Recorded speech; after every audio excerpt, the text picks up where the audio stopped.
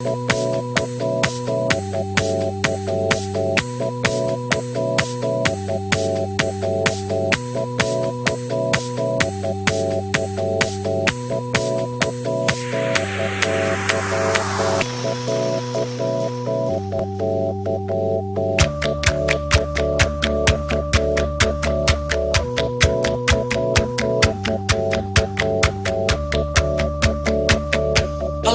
was lost, and now we found it.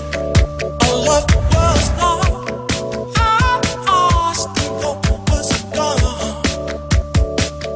Our love was lost, and now we found it. And if I show heart, I won't deny it.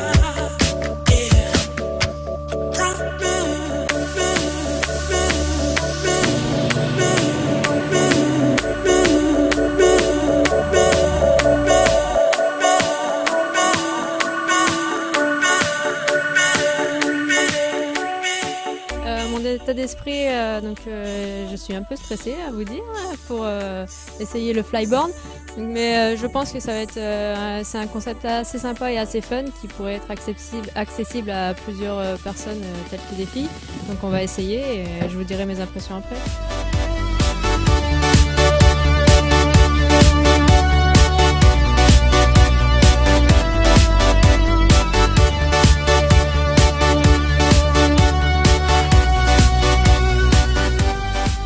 Le flyboard, comme je vous ai dit, c'est vraiment un concept super génial. Je viens d'essayer, je me suis régalée, j'ai fait un quart d'heure dans l'eau très fraîche et pourtant je me suis très bien amusée. Un peu complexe au départ pour se lever, mais dès qu'on a le coup en main, c'est parti et c'est super génial, franchement j'adore.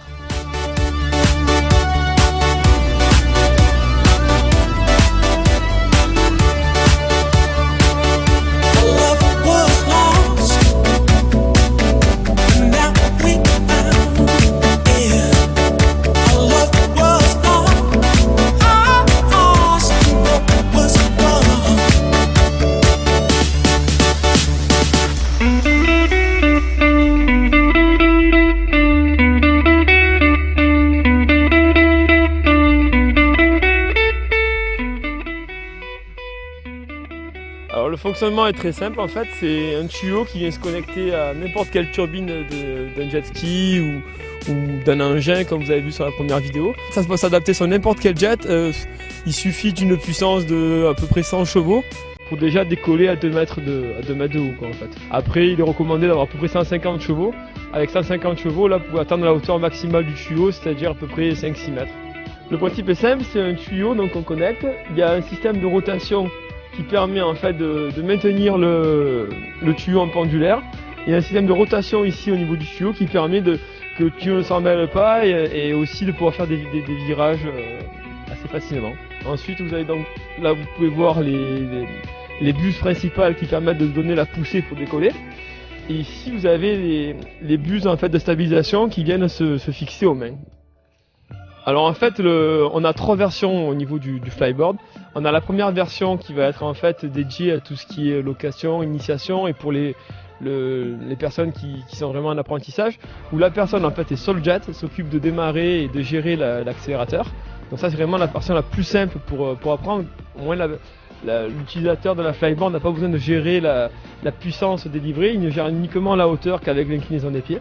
Ensuite on a la deuxième version de la flyboard qui là permet en fait de démarrer, d'avoir un coupe-circuit, d'arrêter le jet depuis la flyboard, mais aussi d'accélérer grâce à en fait un potentiomètre qui passe le long du tuyau. Donc en fait l'utilisateur de la flyboard peut être seul et sans personne sur le jet en fait. Il y en a la troisième version qui sera commercialisée que dans 1 an ou 2, où là carrément on a construit en fait un engin qui est ni plus ni moins équipé d'un moteur marin comme un jet et d'une turbine, mais monté directement à l'envers pour pouvoir propulser l'eau directement dans le tuyau vers l'avant, qui est pas conçu pour prendre des vagues comme un jet, donc beaucoup plus léger, beaucoup plus petit, et du coup on arrive à des performances et des vitesses de vol beaucoup plus importantes.